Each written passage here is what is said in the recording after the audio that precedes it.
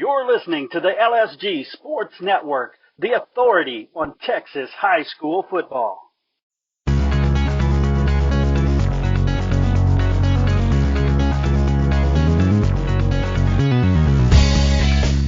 Welcome to the Texas High School Football Coaches Show on Lone Star Gridiron. I'm Chris Daly, and it's my belief that the men that make up the fraternity of Texas high school football coaches are much more than a bunch of thick-necked guys with whistles. They do so much more than teach technique and the X's and O's of football.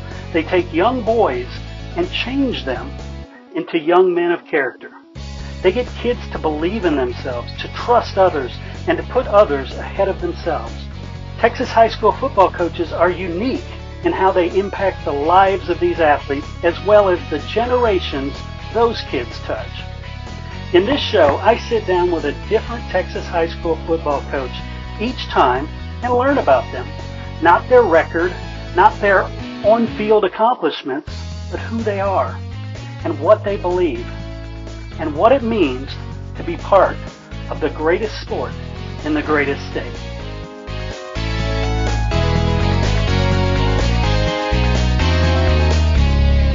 Hey everybody, welcome back to the Texas High School Football Coaches Show. I'm your host, Chris Daly. This is Season 7, Episode 3.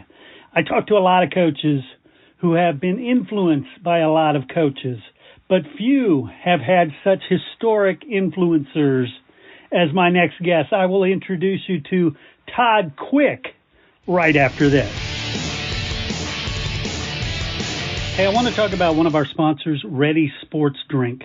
Football star Aaron Donald always brings something extra to his all-pro performances. Ready Sports Drink.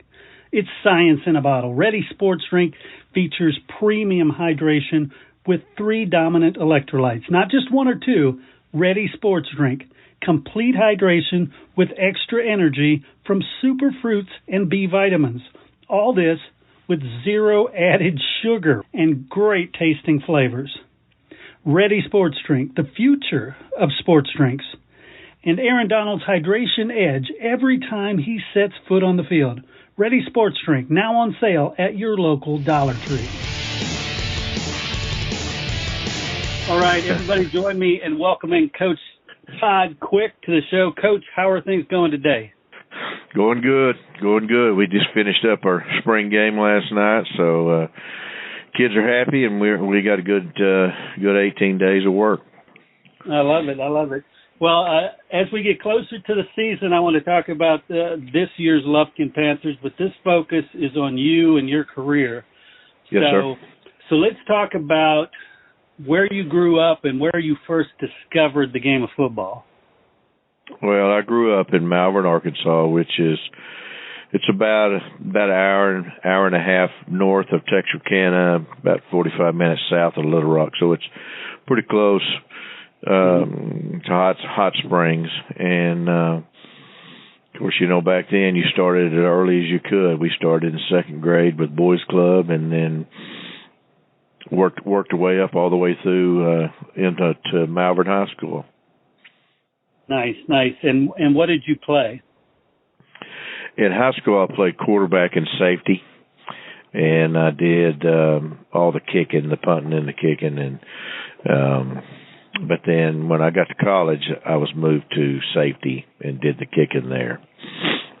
Well, I tell you, with a name like Quick, there had to be a lot of expectations on you speed-wise. Well, the kids nowadays are a whole lot faster than we were back then, but could run a little bit, a long time ago. Nice. And then when did you realize you wanted to become a coach? Well, it was early in probably the middle school, 6th, 7th, and 8th grade there. We had some great coaches in that area and great coaches in that school that did a lot of teaching. They understood the importance of the middle school and teaching just the fundamentals, getting kids in stances and getting them where you can teach the wrong things there and you can run some kids off. And so, but those guys really made an impact on me at an early age of how they were helping and they were doing the right thing and getting those kids ready for the next level, and that's really when it came across. Nice. And then I guess talk about after college how you got into coaching. What were your first jobs? Well, when I left, I finished up at Ouachita Baptist University there in Arkadelphia, and coached 2 years as a GA. The first year I was coaching the defensive line, and then the second year I was helping with the secondary. And John Outlaw was the head football coach at Arkadelphia High School. And as a GA and going through graduate school, you know, we made about $180 a month, and so kind of had to fill the gaps. So I worked at a convenience store from 11 p.m. to 7 a.m. Wow. On the weekends. And Coach Outlaw would come in on Sunday mornings and buy a newspaper early Sunday morning. And every Sunday morning for that last year, I'd asked, did he have a job opening? He said, no, I don't have a job opening. And one day he came in and I said, do you have a job open? He said, yes, I do. I have a secondary job open. So set up an interview for that following day on that Monday, and started there at Arkadelphia High School there in 1985. Nice. And if you could take me, I guess before we go there, what are some of the first things you learned when you finally landed that job that you didn't expect from coaching, what the position really is? Well, I think as a young person, you're going to come in, you're going to fix everything and change everything. And you know, you're just real gung-ho and everything, and you forget. I think the biggest lesson I learned was football was important and everything, but the kids were a whole lot more important than the game and the things that you taught. And that comes with a little bit of time and going through it and understanding that, you know, we're teaching a whole lot more than just blocking and tackling. And that was the biggest thing to me was all that is far more important than what we're trying to do out on the field. You know, it just kind of goes hand in hand. Right.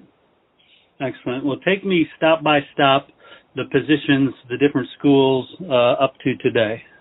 Okay. Well, they're at Arkadelphia High School. They're in 85. 86, 87, and that was the 3 years that we were there. I was with Coach Outlaw there at the high school, and in 87 we were really good. We were really good at 86. We got beat in the semifinals that year, but in 87 went 14-0 and ended up about 17th in the country. Wow. But won a state championship there, and Coach Outlaw got the job at Sherman High School, and went with him down there. And then we were there from 88 to 94. And then in 95, came to Lufkin. And then been here at Lufkin since 1995, came with him. So I was with Coach Outlaw for 26 years. Wow. The first part was the special teams coordinator, and then was the defensive coordinator at the end of the thing from 95 until 2011 when Coach Outlaw passed away here, and then got the job here at Lufkin in the year 2012. Wow, it's been that long already. That's crazy. Yes, sir. It's been a long time. Wow. You know, I talk to a lot of coaches, and they talk about the importance of keeping your staff together for continuity. Talk about it from the reverse standpoint of being one of those coaches and sticking with a coach like Outlaw. Right. Well, you know, he was great for kids, and he was the same way with coaches. He took care of them, and he did things right, and he was going to win. And a lot of times people will leave and they'll figure out that just because you get that title by your name, or you may be the guy, it may not be as good a job as what you left. Right. And it's just the security of it, and knowing that he truly took care of the kids and coaches, and it's important for the kids, for the stability, for them to see the same people. But you can't get complacent as a coach and forget why you won and why the things were good, and so he'd move people around through the staff just to keep them fresh and keep them up on their jobs. But it is very important, and it's really hard nowadays to maintain your staff. A lot of your younger coaches, they're very impatient. We went through, we coached the middle school, and we did everything. We did laundry, we lined the fields, we watered the field, we did all that. Nowadays, in the higher classifications, your coaches, they don't know how to hook up a water pipe and water a field. They couldn't line a field if they had to. But coaches are a little impatient now, and they want to get to that top, and some have not paid their dues. So you get a little more movement nowadays, and I don't think it's less loyal, but they're just very impatient. There's not that sense of working your way up. Got it. And talk about the importance of the community, because if you look at the years you spent at Arkadelphia, Sherman, and then Lufkin was like boom. It lasted and has lasted for a very long time. Talk about the importance of the Lufkin community. Well, you need to find a job where winning is important. You say, well, you can't win a state championship every year, but the expectations of that are there, and that trickles down to the kids and everybody. And so, and truthfully, you don't have the same ones walking in the door every year to be able to win a state championship, but there's that goal and that thinking. You have to coach at a place where winning is important and winning is expected. And there are places that it's not, and it's a hard place to coach if that's where you're at. And so, Arkadelphia was successful. His first Coach Outlaw's first year there was 1979, and he won a state championship the very first year he was there. And so, kind of set the stage there. And so they had been a little bit successful prior to that, but after that, they expected to win. And Sherman was the same way. They came in, and the kids bought in, and people expected that. So the community is very important on their thinking and how they support the coach. You're always going to have people that gripe and think their kids didn't have a fair shot and all that, but overall, the expectations of the community is mirrored by the kids. Right. And what changes have you seen in the game over these myriad years? Well, when we were there, 79 was my senior year in high school. We were more of a veer type offense, and that was because you had the teams, the wishbone teams. Texas, they had a huge impact on what people run, and colleges still do that now. We kind of go with them. We're a little bit behind them, but eventually we go to what they're doing, and what it ends up being is you kind of have to do the same type of style they do for your kids to have an opportunity to play at the next level. Not a lot of option teams out there anymore, and so you got to get the spread. You got to get your kids doing kind of mirroring the same thing that they're doing just to have a chance. So we were more wishbone veer in high school, and then got to the the wing tee was a huge thing that swept through the football world, and then they got to the run and shoot. You know, Houston was one of the first that really had success doing that and throwing it around and getting into the 4 wide. And you know what that did was that 5'9" kid that's 150 pounds that can really run. I mean, it gave him a spot out there on that inside receiver, and you can find those. Those kids walk through the door every day. You can't find that 6'5", 250-pound tight end that comes in the door every day, every year. Mm-hmm. And so what it does is it allows you to get more of those kids on the field because they're the ones that walk in the door because we can't recruit them.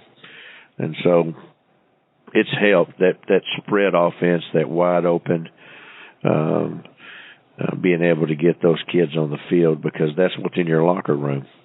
Mm-hmm. Nice. And you know, you played defense, you started defensive coaching, now you're in the big chair. Are you still a defensive focused guy, or is offense take over a bigger part? You know, I really have to work on that because I am a defensive guy, and I have to make sure that I spend the time, you know, on the other field where offense is. But I the first year when after got the job, I didn't coach a position. I had a guy that was here on staff. He took over the defense, and I did not coach a position. And hated it, hated the job, hated the stuff that I was doing. I didn't have the relationship that you have when you have meetings and you have a group. Yeah. And so started coaching. We're in a 3-4 front, so I started coaching the nose position, that guy in the middle. And so I've had that ever since. And it has changed the whole look of how it is in the chair here because I get to meet with them and I have that relationship, and if they need something, you know, they come to me as a position coach. Mm-hmm. And it just changed the whole job for me. It was that small little bit. You still have to, you know, make the tough decisions and run the things that you have to do, but having that position has really helped me. So in saying that, mm-hmm. my individual time and the inside hole and all that is spent coaching that position. So I have to really make myself be on the offensive side when we're emphasizing offense and being on that. So it doesn't look like I'm just one-sided. Right. Got it. And you mentioned the nose. A lot of people, well, most people in the stands are paying attention to the backs, and you know, the cornerbacks, the quarterbacks, the running backs, the receivers, all the skill people. Right. But you and I both know it all begins and ends with that line. How do you reward those big guys? How do you let them know how important they are? Hey, coaches, I want to tell you about a product I discovered that is going to be a game changer. Yeah, the Exploder Bar. As coaches, you want to get your athletes as strong as possible without jeopardizing their speed and quickness. The Exploder does just that. I know it sounds like marketing hype, but if you're like me, the second you see this lifting tool in action, you will recognize just how brilliant it is. Triple extension lifts are the key to more powerful movements, and the Exploder Bar was designed to allow these exercises to be performed in a safe and effective manner. And it's a great way to condition core muscle groups and ligaments. Check it out at PremierAthleticSolutions.com. The Exploder Bar is built for athletes who are looking for speed, strength, and explosion. Again, that's PremierAthleticSolutions.com.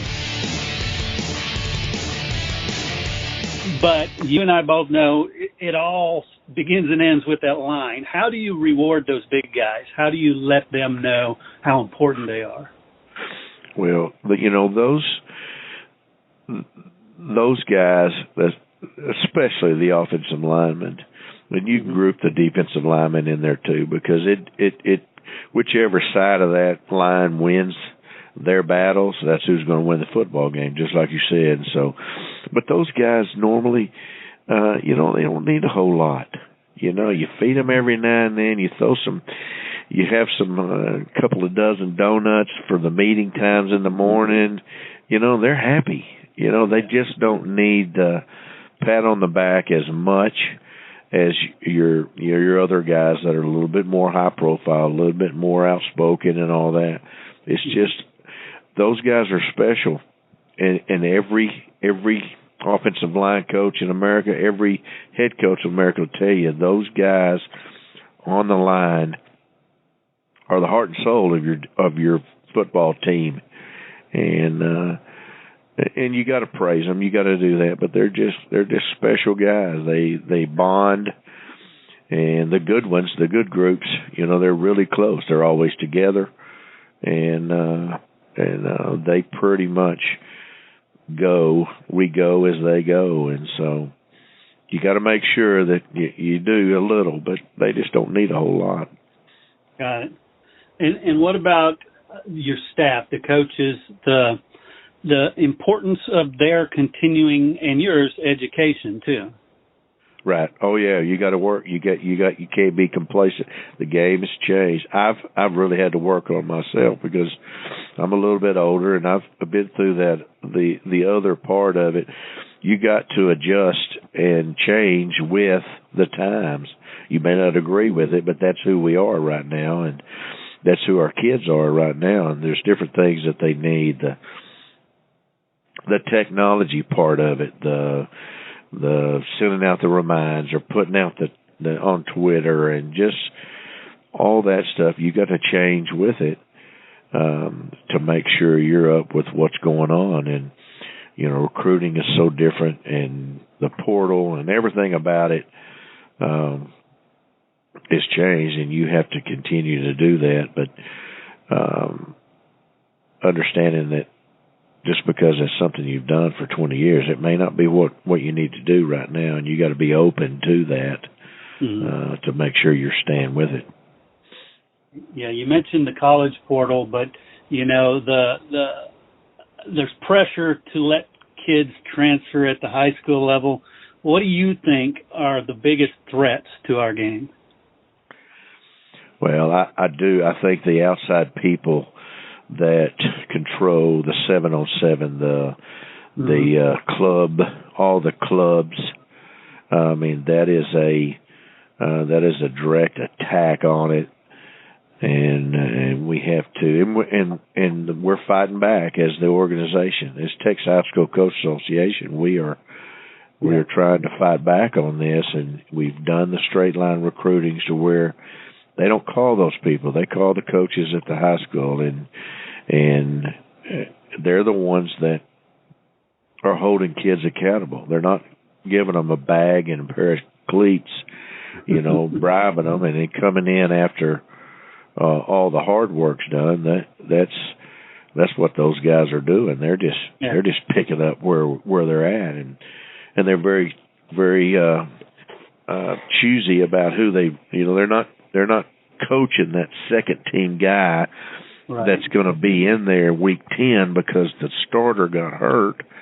They're not doing all that. I mean, it is an attack, and parents are seeing that flashy, well, he's working him out, he's doing that. Okay, well, who's picking him up in the morning? Who's making sure he turned his stuff in during the day, So I think that's the biggest threat we have, and I'll tell you, we're fighting this portal thing. It's gonna eventually happen, and you're not going to be able to hold kids accountable because they'll jump ship and go somewhere else.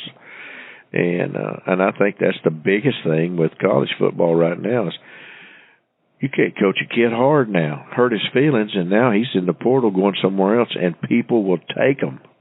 Yeah. And so they're not, there's no fixing that. It's out there, it's open, it'll never go back the way it was. But it's about holding kids accountable and having consequences when you don't do things right. We're not doing that. We're not doing that, and it's gonna affect us all. Yeah. Yeah, a lot of coaches I talked to over the years, they always tell me stories about the amazing relationships they've developed with these kids. And something like a portal can totally ruin that. Yes, sir. It's good. Talk about some of those relationships that you've developed over the years with kids that are now gone on and become adults.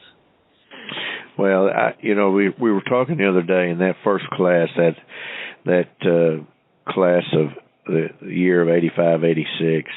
Mm-hmm. Those guys are 54 years old right now. Wow. And it just floored me to think, because I was only 5 years older than them at the time. Yeah. But I was thinking Carter McMillan, he was our starting safety. He was slow, white, and friendly, and I couldn't get him off the field, and because he just kept making plays, and you constantly try to get somebody to take his spot because I didn't think he was fast enough and everything, and that sucker was a football player, and he wouldn't allow it. He was going to stay there. He was going to make plays.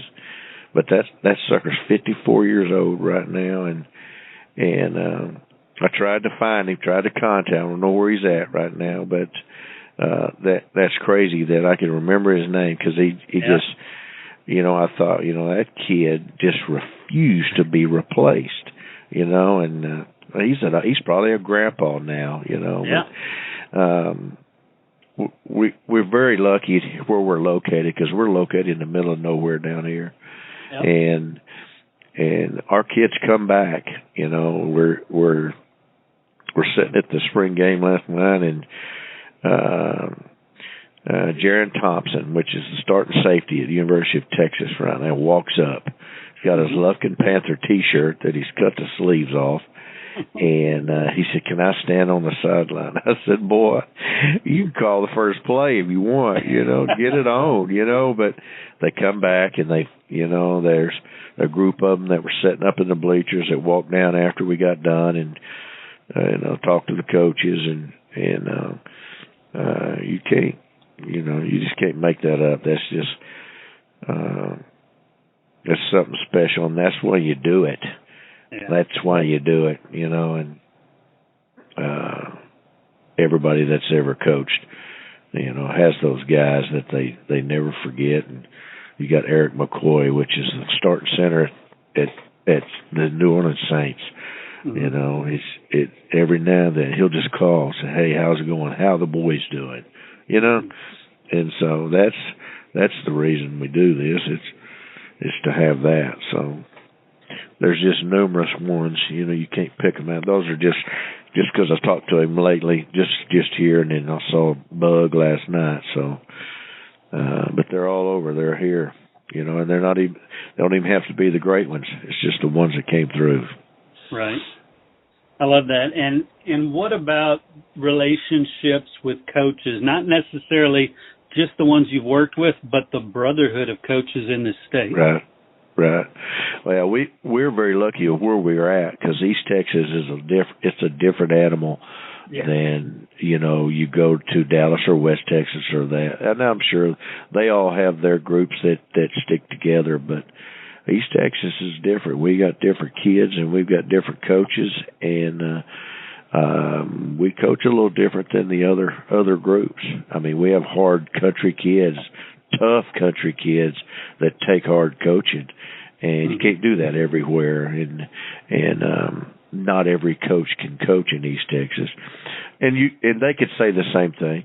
Not all of us could coach in Dallas or Houston, so it just kind of the way the state is, it's divided up, and so we have our East Texas Coaches Association that we have. It runs from Texarkana all the way to Diboll. And all those coaches are together. We formed it just to have a voice, because you can get outnumbered in Houston and Dallas, and and it really be the right thing to do, but you can get outvoted or you can get outnumbered just because of the sheer number of schools. So we stick together over here, and college coaches know what type of kids we have, and they come through here. But we like where we're at. We like the type of kids we have, and we like the coaches. I love it. Coach Todd Quick, gosh, I want to thank you so much for sitting down with me and sharing some of your Beast Texas story. Yes, sir. Yes, sir. I sure appreciate it. Did you play Texas high school football? If you did, you're part of an elite group, the Brotherhood of Texas High School Football. All football players, past and present, who have ever suited up in the Lone Star State are eligible. Go to LoneStarGridiron.com/brotherhood. And thank you for the part you played in the greatest sport in the greatest state. Until next time, I'm Chris Daly, and we'll see you at the game.